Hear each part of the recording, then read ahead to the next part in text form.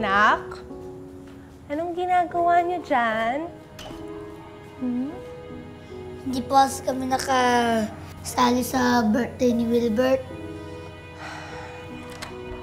Anak, pasensya na kayo, ha? Telika.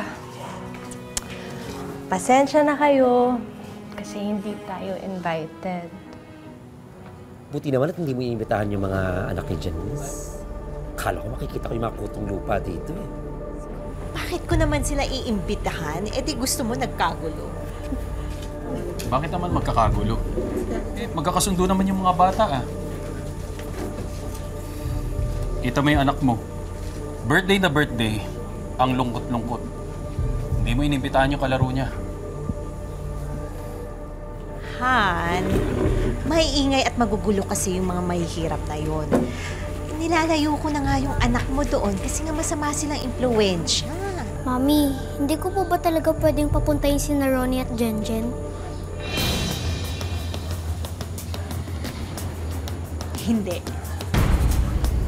Bakit ba kasi galit na galit ka kay Janice? Magkakaklase lang tayo dati nung high school. Ano bang ginawa niya sa'yong masama? Wala siyang ginawa. Huwag mong pakialaman, gusto ko. Tapos, okay na yon.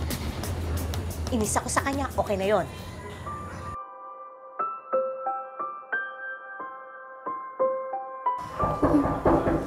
Tao.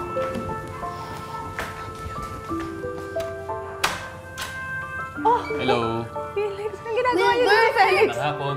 Happy birthday! Please. Salamat. Sorry, hindi kayo na-invite sa birthday ko. Ito pala, nagdala kami ng handa ko. Abala pa kayo. Alam niyo ba, kanina pa ako kinukulit yan para puntahan kayo.